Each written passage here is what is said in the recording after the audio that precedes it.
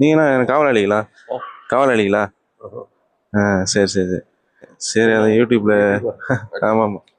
இது யாருடைய கபருன்னு தெரில. இது யாருடைய கபருண்ணா? ஓ, அவருடைய மகன் பேரனா? சரி, okay okay. Full and full இது வந்து வெள்ளியார் அமைச்சிருக்காங்க. ஃபுல்லாக பார்த்தீங்கன்னா ஒரு காலி ஸ்பேஸ் தான் இருக்கும். இது வந்து மேற்கு நோக்கி இருக்கும். இந்த ஊர் பார்த்தீங்கன்னு சொன்னால் முஸ்லீம்கள் மட்டும் இல்லாமல் பிற மத மக்கள், ஏற்கனவே நம்ம சொன்ன மாதிரி பிற மத மக்கள் வந்து அதிகமாக வரக்கூடிய ஒரு ஒரு புனித தலமாக இது இருக்குங்க. அவங்களாம் வந்து இங்கே வந்து வணக்க வழிபாடுகள் செய்வாங்க. ஆனால் இஸ்லாத்தில் வந்து தடை செய்யப்பட்டிருந்தாலும் அவங்க வந்து விருப்பப்பட்டு அவங்க வந்து செய்கிறது வந்து அவங்களுடைய உரிமை. அதை வந்து நம்ம தடுக்க முடியாது. ஆனால் இஸ்லாமியர்கள் இப்படி வந்து செய்கிறது வந்து ஏற்றுக்கொள்ள முடியாதுங்க. இந்த தர்காவை பொறுத்த வரைக்கும் பார்த்தீங்கன்னா மொத்தம் 4 வாசல்கள் வந்து சொல்கிறாங்க. நாம் இருக்கக்கூடிய வாசல் பார்த்தீங்கன்னா கிழக்கு வாசல் அப்படிங்கிற ஒரு வாசலில் தான். அப்புறம் தலைமாட்டு வாசல் ஒன்று இருக்குது, கால் மாட்டு வாசல் இருக்குது, அப்புறம் வடக்கு வாசல் ஒன்று இருக்கும்னு நினைக்கிறேன். மக்களே பார்த்தீங்கன்னா கிழக்கு வாசல் தான் நம்ம பார்த்தோம். அது வழியாக தான் உள்ளே வந்திருக்கோம். நிறைய மக்கள் வந்து இங்கேயே படுத்து ரெஸ்ட் எடுக்கிறாங்க, தூங்குறாங்க. பார்த்தீங்கன்னாலே தெரியும், முஸ்லீம்கள் மட்டும் இல்லை, நிறைய பிற மத மக்களும் இருக்கிறாங்க. ஆக்சுவலி எல்லாருமே ஒரு ஒன்றிணைக்கூடிய ஒரு இடமாக இந்த ஒரு தளத்தை தான் நீங்கள் பார்க்க முடியுங்க. எந்த விதமான சண்டை சச்சரவும் இல்லாமல் ஒத்துமையோடு எல்லோருமே வந்து ஒரு வழிபாடு செய்கிறாங்க. பார்த்தீங்களா, அது இஸ்லாத்தில் தடை செய்யப்பட்டிருந்தாலும் அதாவது அவங்க பிற மத மக்கள் வந்து எவ்வளோ ஒரு அன்போடு பணிவோடு வந்து இங்கே வந்து ஒன்று கலந்து இங்கே வந்து வழிபாடுகள் செய்யும் போது அதை பார்க்கும்போது நமக்கே ஒரு ஒற்றுமை வந்து ஏற்படுது நமக்குள்ள. ஆக்சுவலாக இந்த மினாரை பார்த்தீங்கன்னா ஓப்பன் பண்ணிட்டாங்க. இது பார்த்தீங்கன்னா ஒரு தஹஜ்ஜுத் நேரத்தில் வந்து திறந்து ஒரு 7 மணிக்கு வந்து க்ளோஸ் பண்ணிடுவாங்களாம். இது வந்து பார்த்தீங்கன்னா தர்காவுக்காக வேண்டி நீங்கள் ஏதாவது நீங்கள் அமௌண்ட் போடணும்னு நினச்சிங்கன்னா இதில் வந்து போட்டுக்கலாம். ஜென்ஸுக்கு உள்ள அனுமதி இருக்குது, ஆனால் லேடிஸுக்கு வந்து இல்லை போல இருக்குது. உள்ளே போய் எவ்வளோண்ணா? 5 ரூபாயா? பார்த்தீங்கன்னா உள்ள 5 ரூபான்னு சொல்கிறாங்க.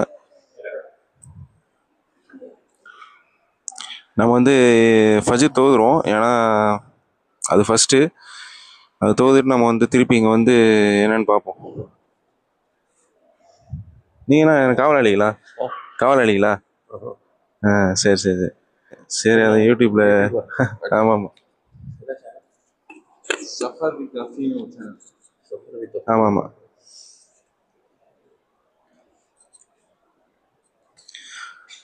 பள்ளி இப்படி தானே போகணும்? ஓகே ஓகே ஓகே மக்களே, நம்ம பள்ளி நோக்கி போவோம்.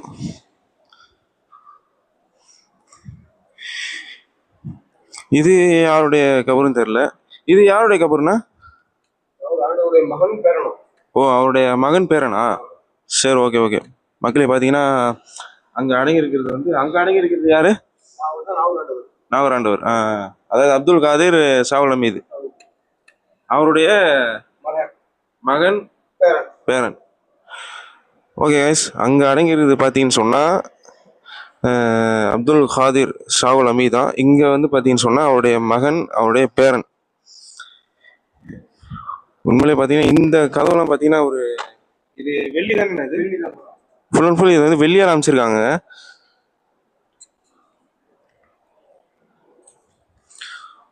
சூப்பராக இருக்குது பார்க்க.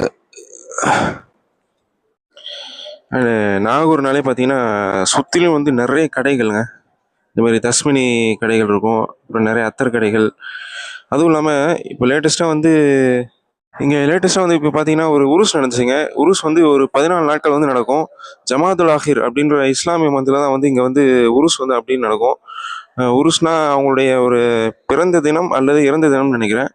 அதை வந்து ஒரு கிராண்டாக வந்து இங்கே வந்து இது பண்ணுவாங்க. ஆக்சுவலாக அந்த டைமில் வந்து நம்ம வந்து வரலான்னு பார்த்தோம், ஆனால் பயங்கர ஒரு கூட்டமாக இருந்ததால் ஒரு வீடியோ ஒழுங்காக எடுக்க முடியுமா, விலாக் வந்து பண்ண முடியுமா என்னன்னு தெரியல. அதனால் பார்த்திங்கன்னா நம்ம அந்த உருசுடைய அந்த நாளை வந்து விட்டுட்டு அது முடிஞ்ச பிறகு கொஞ்சம் ஃப்ரீ ஆனவொடனே நம்ம வந்து ஃபுல்லாக இதை வந்து கவர் பண்ணலாம், ஈஸியாக இருக்குமேன்ட்டு தான் நம்ம வந்து அந்த உருசில் முடிஞ்ச பிறகு வந்திருக்கோம்.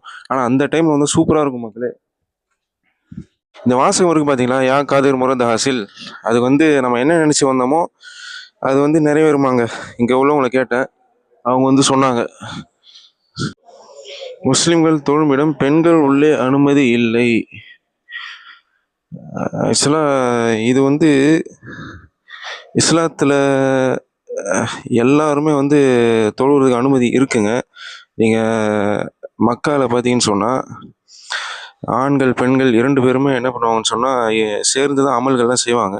ஆனால் ஒரு சில பிரிவினர்கள் வந்து குறிப்பாக இந்த சூஃபிசம் சேர்ந்த பிரிவினர்கள் வந்து ஏற்கனவே சொன்னேன் இல்லையா, அவங்க தான் பார்த்தீங்கன்னா பெண்கள் வந்து அலோவ் பண்ண மாட்டுறாங்க. ஆக்சுவலாக இஸ்லாத்தில் அப்படி இல்லை. பெண்கள் வந்து எல்லா இடங்களுக்கும் வந்து வந்து தொழுவுறதுக்கு அவங்க வந்து செல்லலாம். ஆனால் தொழுகின்ற டைமில் மட்டும் ஆண்கள் வந்து அதிகமாக இருக்கக்கூடிய காரணத்தால் இடப்பற்றாக்குறை ஏற்படுமே என்ற ஒரே காரணத்துக்காக தான் அந்த மக்கா என்கிற அந்த பள்ளியில் வந்து லேடிஸ்க்குன்னு தனியாக ஒரு இடம் வச்சுருக்குறாங்க. ஆனால் அந்த 5 நேர தொழுகை அந்த டைம் தவிர மற்ற எல்லா நேரங்களிலும் ஆண்களும் பெண்களும் சேர்ந்து அந்த பள்ளியில் வந்து தொழுகையை வந்து நடத்தலாம். இதான் வந்து இஸ்லாத்தினுடைய ஒரு கோட்பாடு. இஸ்லாமியர்களுடைய பள்ளியை வந்து பெரும்பாலும் மக்கள் வந்து அநேகமாக உட்புறத்தில் வந்து அநேகமாக பார்த்துருக்க மாட்டாங்க. நான் வந்து காட்டுறேன் வாங்க, உள்ளே என்ன இருக்கும், எதை வணங்குறாங்க என்பதை நம்ம வந்து டீப்பாக பார்ப்போம். பார்த்தீங்கன்னு சொன்னால் உள்ளே இப்படி தாங்க இருக்கும். ஃபுல்லாக பார்த்தீங்கன்னா ஒரு காலி ஸ்பேஸ் தான் இருக்கும். இது வந்து மேற்கு நோக்கி இருக்கும். உள்ளே பார்த்தீங்கன்னா ஒன்றுமே இருக்காது. எந்த விதமான ஒரு சிலைகளோ எந்த விதமான ஒரு கற்களோ எதுவுமே வந்து இருக்காது. இதான் உட்புறம். பிறகு மக்கள் வந்து என் ஃப்ரெண்ட்ஸு நிறைய பேர் கேட்டாங்க, இது உள்ளே என்ன தான் இருக்கும், எதை தான் நீங்கள் வணங்குறீங்க, ஒரு தடவை கூட நான் பார்த்ததே இல்லையே அப்படின்னு என் ஃப்ரெண்ட்ஸ் கூட நிறைய பேர் கேட்டிருந்தாங்க. அதான் உள்ளே போய் நம்ம காமிச்சாச்சு. ஆக்சுவலாக உள்ளே ஒன்றுமே இருக்காதுங்க. சரி, அப்போ எதை தான் வணங்குறோம் அப்படின்னு பார்த்தீங்கன்னு சொன்னால், அதாவது இந்த இஸ்லாமிய கான்செப்டை பொறுத்த வரைக்கும் இறைவன் என்பவன் வந்து இந்த 7 வானங்கள் அப்படின்னு சொல்லுவாங்க. இந்த இந்த அண்ட சராசரத்துக்கு 7 அடுக்குகள் இருக்கு. அந்த 7 அடுக்குகளுக்கு மேலே பார்த்தீங்கன்னு சொன்னால் அரிஷ் அப்படிங்கிற ஒரு விஷயம் இருக்கு. அதாவது இறைவன் இருக்கக்கூடிய அந்த இடத்திற்கு பேரு அல் குரான் வந்து அரிஷ் அப்படிங்கிற ஒரு வார்த்தையை வந்து அல் குரான் வந்து சொல்லுது. அந்த இடத்துலதான் வந்து இறைவன் வந்து இருக்கிறான். அந்த இறைவனுக்கு உருவம் இல்லை என்று சிலர் வந்து சொல்லுவாங்க. ஆனா அது வந்து முழுக்க முழுக்க தவறான விஷயம். இறைவனுக்கு வந்து உருவம் வந்து இருக்குது. இஸ்லாமியர்கள் வணங்கும் இறைவனுக்கு உருவம் இருக்குது. ஆனா யாருக்குமே அந்த உருவம் எப்படின்னு தெரியாது. தெரியாத ஒரு காரணத்தினால தெரியாத ஒரு விஷயத்தை வந்து நாம என்ன பண்ணக்கூடாது, ஏதோ ஒரு உருவத்தை வந்து கொடுக்கக்கூடாது. அதனால உருவம் இல்லாமல் தான் நாம என்ன பண்ணணும், தெரியாத ஒரு விஷயத்தை உருவம் கொடுத்து அது வந்து தவறா போயிடக்கூடாது. அதனால உருவம் இல்லாமல் நம்ம மனசுல நினைச்சுக்கிட்டு இறைவனை அப்படியே நம்ம வணங்கணும். இதுதான் இஸ்லாத்தினுடைய ஒரு கோட்பாடு. அதனால எந்த பள்ளியிலும் பார்த்தீங்கன்னா உருவம் வந்து எந்த வகையான ஒரு உருவமும் இருக்காது. அதற்கு காரணம் என்னன்னா, உருவம் இல்லை அப்படின்னு அர்த்தம் இல்லை, உருவம் இருக்கிறது நமக்கு தெரியாது. ஆனா ஒரு கட்டத்துல நமக்கு தெரியும். அது எப்பன்னு பார்ப்போம். ஒவ்வொரு மனிதனும் வந்து மரணிக்கக்கூடிய அந்த சமயத்துல கண்டிப்பாக இறைவன் வந்து பார்ப்பான். உயிரோடு இருக்கிற அந்த சமயத்துல மட்டும்தான் இறைவன் வந்து மனிதர்களுடைய கண்களுக்கு தன்னை மறைத்து வைத்திருக்கான். தெரியக்கூடாது, தெரியாம நீ வணங்கணும். என்னோட உருவத்தை பார்த்து வணங்குறது அது பேர் வணக்கம் இல்லை. என்னை பார்க்காம நீ பயப்படுற பத்தியா, அதுக்கு பேர் தான் உண்மையான பயம். அந்த பயத்தை தான் இறைவன் வந்து எதிர்பார்க்கிறான். அந்த காரணத்தினால்தான் வந்து தன்னை வந்து மறைத்து வைத்திருக்கிறான். ஆனா நிச்சயமாக நம்ம மரணத்திற்கு பிறகு இறைவன் வந்து காட்டுவான். அவனுடைய உருவம் எப்படி இருக்கு, எந்த தோட்டத்துல இறைவன் இருக்கான் என்பதை நம்ம வந்து கண்கூடாக பார்ப்போம். இது இஸ்லாமிய நம்பிக்கை. எனவே உருவம் இல்லை என்று சொல்வது தவறான ஒரு விஷயம். ஓகே, இந்த டைம் பார்த்தீங்கன்னா ஒரு 4:55 கிட்ட ஆயிடுச்சு. நம்ம வந்து ஃப்ரெஷ்அப் ஆகிட்டு நம்ம வந்து ஃபஜர் தொழுகை நம்ம தயாராகணும். ஓகேவா, நம்ம வீடியோ கட் பண்ணிவிட்டு நம்ம ஃபஜர் நமாஸ் வந்து முடிச்சுட்டு நம்ம அதுக்கப்புறம் வந்து போவோம். ஃபர்தராக என்னென்ன இஸ்லாத்தினுடைய எல்லா கான்செப்டையும் நான் உங்களுக்கு சொல்ல வந்து முயற்சி பண்ணுறேன். ஓகேவா, நிறைய பேருக்கு பெரும்பாலும் மக்களுக்கு இஸ்லாத்தினுடைய வணக்க வழிபாடுகள், அவங்க எதை வணங்குறாங்க, அதை எப்படி செய்கிறாங்க, உழுன்னு ஒன்று இருக்குது, அதை எப்படி செய்கிறாங்க, எல்லாத்தையும் நம்ம வந்து பெரும்பாலும் மக்களுக்காக நம்ம வந்து எக்ஸ்பிளைன் பண்ணுறோம். ஓனா நம்ம தர்கா பற்றி நம்ம சுற்றி பார்ப்போம். எல்லாத்தையும் பார்க்கலாம் வாங்க. ஃபஜர் நமாஸ் முடிச்சுட்டு நம்ம வந்து எல்லாத்தையும் பார்ப்போம். ஹலோ மக்களே, வெற்றிகரமாக நம்ம வந்து ஃபஜர் தொழுதாச்சு. அப்படியே நம்ம வந்து அப்துல் காதிர் ஷாவுல் ஹமீத் அவர்கள் அடங்கி இருக்கக்கூடிய இடத்துக்கு தான் நம்ம வந்து போக போகிறோம். வீடியோ எடுக்கலாமா? சரி, ஓகே, வீடியோ எடுக்கலாம், பெர்மிஷனை கொடுத்துறாங்க. இந்த இடம் பார்த்தீங்கன்னா செம்ம சூப்பரான ஒரு இடங்க. அதுவும் சண்டே இன்னைக்கு நல்ல ஒரு கூட்டமாக இருக்கும். பார்த்தீங்கன்னா வாங்க, ஒரு இடமா நம்ம காட்டுறேன்.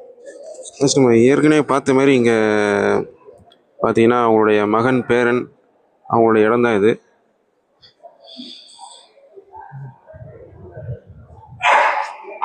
உள்ளே போய் வந்து வீடியோ வந்து அலோடு இல்லை அப்படின்னு சொன்னாங்க. அதனால் வெளியிலேருந்தே நம்ம முடிஞ்ச அளவுக்கு நம்ம கவர் பண்ணியிருக்கோம். பார்த்துக்கோங்க மக்களே. அப்துல் காதிர் வலி அவருடைய கபூர் தான். முடிஞ்ச அளவு எடுத்திருக்கேன்.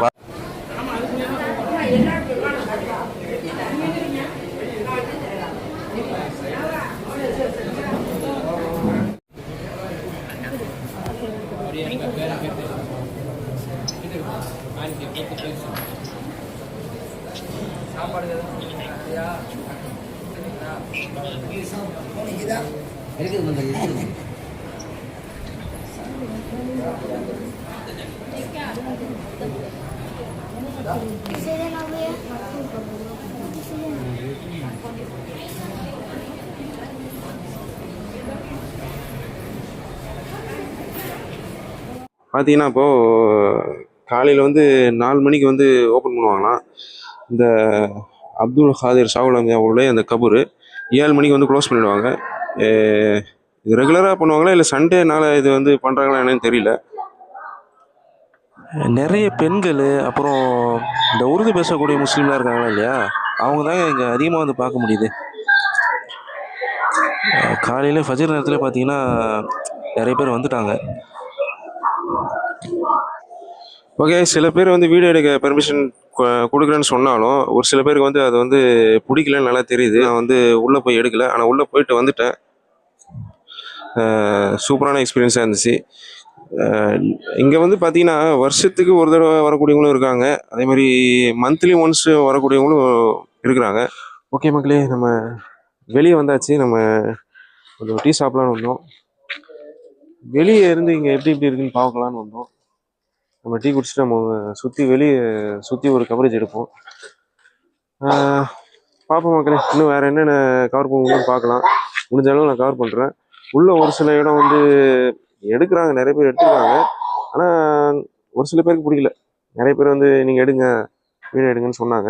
இருந்தாலும் ஒரு சில பேர் ஒன்றும் பிடிக்காத காரணத்தால் நான் வந்து எடுக்கலை. சரி, நம்ம வெளியே போய் ஏதாவது நம்ம கவரேஜ் பண்ணுவோம்னு நான் வெளியே நிற்கிறேன். நம்ம டீ குடிச்சிட்டு போய் நம்ம வந்து கவர் பண்ணுவோம். இந்த குளம் பாருங்கள் மக்களே, பகலில் வெளிச்சத்தில் எவ்வளோ சூப்பராக இருக்குது பாருங்கள்.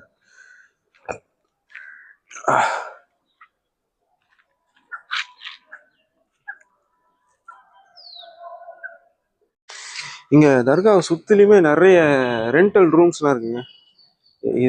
இது எல்லாமே பார்த்தீங்கன்னு சொன்னால் ஒரு ரெண்டல் ரூம்ஸ் தான். எல்லாமே ஸ்டார்டிங்கில் 500 ஆரம்பித்து 1000 2000 வரைக்கும் கூட ரூம்ஸ் வந்து அவைலபிள் இருக்குங்க. இது வந்து சீசனுக்கு ரேட் வந்து ஏறுங்க. அதாவது இப்போ உருசு இந்த கந்தூரி வந்து இப்போ நடந்துச்சுல்ல, அப்போல்லாம் வந்து 2000 கிட்ட இருந்ததுன்னு சொன்னாங்க. இப்போ வந்து அதெல்லாம் முடிஞ்சிருச்சு. இப்போ ஒரு 500க்கே கிடைக்குது. நீங்கள் வந்தீங்கன்னா யூஸ் பண்ணிக்கலாம். எதனால் இந்த ஷாகுல் ஹமீது காதிர் வலி அவருக்கு வந்து இந்த இவ்வளோ ஒரு மகத்துவம், இவ்வளோ ஒரு இந்த இடத்துல ஒரு பேருன்னு சொன்னால், அவர் 1268 1300 கிட்ட வாழ்ந்தவருங்க. ஈராக்கில் தான் அவர் வந்து பிறந்திருக்காரு. பாக்தாத் அப்படிங்கிற ஏரியாவில் தான் பிறந்திருக்காரு.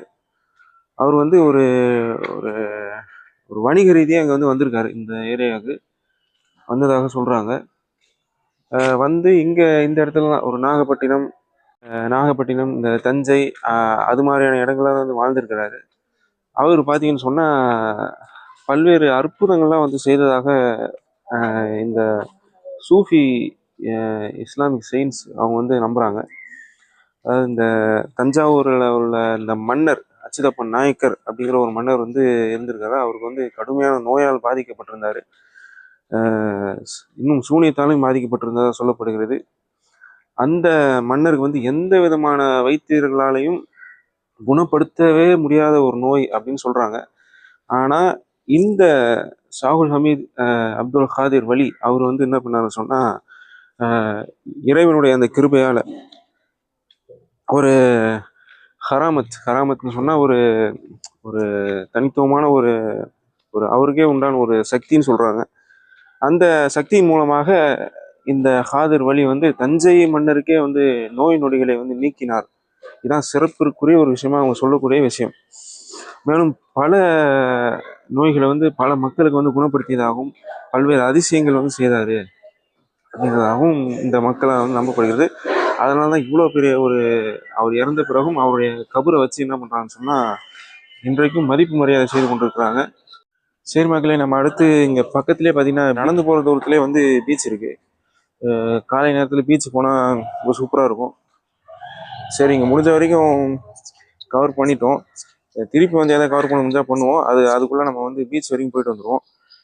இங்கே பார்த்தீங்கன்னு சொன்னால் ரயில்வே ஸ்டேஷன், அப்புறம் தர்கா, பீச் எல்லாமே பக்கத்தில் இருக்குது.